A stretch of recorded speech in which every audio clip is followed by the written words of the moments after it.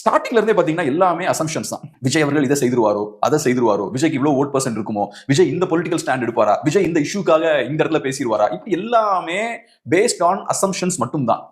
இப்ப ஒரு நிகழ்வு நடத்துறாங்க, பாதிக்கப்பட்டவர்கள்லாம் விஜய் வந்து பார்க்கறாங்க. இங்கேயும் பாத்தீங்கன்னா சொல்லப்படுது அப்படின்ற மாதிரி சொல்றீங்க. நமக்கு தெரியாது, நமக்கு ஆக்சுவல் ப்ரூஃப் இல்ல. விஜயும் சரி, விஜயோட ஃபேன்ஸும் சரி, விஜய் கூட இருக்கக்கூடிய அந்த ஸ்ட்ராட்டஜிஸ்டுகளும் சரி, செகண்டரி லெவல் லீடர்ஸும் சரி, இவங்க எல்லாரும் பாத்தீங்கன்னா இவங்களெல்லாம் சீரியஸான ஒரு பொலிட்டிக்கல் மெட்டீரியல் நம்ம பார்க்க முடியாது. சோ அவங்க சொல்லக்கூடிய விஷயங்கள்லாம் நம்ம ரொம்ப சீரியஸாவும் எடுத்துக்க முடியாது. நீங்க சொன்ன மாதிரி அங்க மன்னிப்பு கேட்டார் அப்படின்னு சொல்லப்படுது, அது விஷயம் கிடையாது.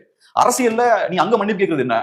இது அவங்க தனி மனிதர்கள் சம்பந்தப்பட்ட விஷயம் இல்ல. நீங்க ஒரு பொலிட்டிக்கல் இவெண்ட் ஆர்கனைஸ் பண்ணி உங்களோட பொலிட்டிக்கல் இவெண்டால பெரிய ஒரு பாதிப்பு ஏற்பட்டிருக்கு, சொசைட்டிக்கு ஒரு டேமேஜ் ஏற்பட்டிருக்கு. ஒரு பொலிட்டிக்கல் பார்ட்டியா, ஒரு பொலிட்டிக்கல் லீடரா நீங்க மன்னிப்பு கேட்கணும். நீங்க ஒரு இண்டிவிஜுவலா பர்சனலா இன்னொரு இண்டிவிஜுவல் மன்னிப்பு கேட்கறது கிடையாது. ஆனா நீங்க பொலிட்டிக்கலா ஒரு மன்னிப்பு கேட்கலையே, தார்மீக ரீதியில கூட நீங்க பொறுப்பேற்கலையே, குவைட்டா இருக்கீங்க. குவைட்டா இருந்துட்டு பர்சனலா வீட்டுக்கு உட்கார்ந்து மன்னிப்பு கேட்பது என்ன கதை? நீ அரசியல்வாதி. இது ஒரு பப்ளிக் இவெண்ட். நீங்க ஒரு பொலிட்டிக்கல் ஆக்டிவிட்டில ஈடுபடுறீங்க, அதை சரியா ஆர்கனைஸ் பண்ணல. உங்களோட inefficiency and the inefficiency of the government ரெண்டும் சேர்ந்து பெரிய ஒரு மிஸ்டேக்ல கொண்டு போய் விட்டுருக்கு. அப்ப நீங்க பப்ளிக் கிட்ட அப்பாலஜைஸ் பண்ணணும். ஒரு பொலிட்டிக்கல் பார்ட்டியா நீங்க ஃபெயில் ஆயிருக்கீங்க, ஒரு லீடரா நீங்க ஃபெயில் ஆயிருக்கீங்க.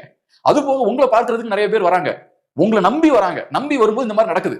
அப்ப நீங்க பப்ளிக் அட்ரஸ் பண்ணணும். அப்படிலாம் பண்ணதுக்கு அர்த்தம் என்ன? நாளைக்கு நீங்க நம்பி வரலாம், நான் கூட நிப்பேன்னு அர்த்தம். ஆனா நீங்க என்ன பண்ணீங்க?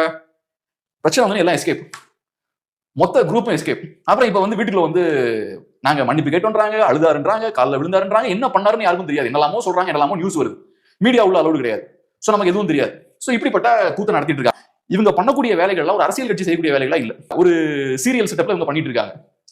இமோஷன்ஸ் அது இதெல்லாம் கலந்து அது கிடையாது. இப்ப இவர் இதை ஹேண்டில் பண்ண விதம் பாத்தீங்கன்னா அது பொலிட்டிக்கலா அதை ஹேண்டில் பண்ணல. நீங்க ஒரு பொலிட்டிஷியன், உங்க பார்ட்டி ஒரு பொலிட்டிக்கல் பார்ட்டி, இதை பொலிட்டிக்கலா நீங்க ஹேண்டில் பண்ணிருக்கணும். நடந்த ஈவென்ட் ஒரு பொலிட்டிக்கல் ஈவென்ட், பொலிட்டிக்கல் ஈவென்ட்ல கலந்து மக்கள் இறந்திருக்காங்க. சோ நீங்க பொலிட்டிக்கலா அதை ஹேண்டில் பண்ணிருக்கணும். அன்பார்ச்சுனேட்லி அது பண்ணல. அது காட்டக்கூடிய விஷயம் என்னன்னா, அகைன் இவங்க ஒரு பொலிட்டிக்கல் பார்ட்டியே கிடையாது, ஒரு ஃபேன் கிளப்பா தான் செயல்பட்டு இருக்காங்க. நிகழ்ச்சியும் அதை வந்து உறுதிப்படுத்தி 100% உறுதிப்படுத்தி. சீமான் கூட பிரஸ் மீட் பாக்குறேன், ரொம்ப டார்கெட் பண்றாரு. அதாவது இந்த ஈவென்ட் நடந்துச்சு இல்லையா நேத்து, அதுக்கு பிறகு ரொம்ப டார்கெட் பண்ற மாதிரி தெரியுது. சிபிஐ விசாரணை நடந்துட்டு இருக்கு, 41 பேர் இறந்திருக்காங்க, 41 குடும்பம் சிபிஐ விசாரணை பண்ணிட்டு இருக்கு அப்படின்றது சொல்றாங்க. நீங்க கூட்டிருக்க கூடாது அவங்கள அப்படின்றாரு சீமான். நான் என்ன சொல்லுவேன்னா, விசாரணை நடக்கிறதுக்கு முன்னாடி நீங்க பணத்தை டிஸ்ட்ரிபியூட் பண்ணிக்க கூடாது.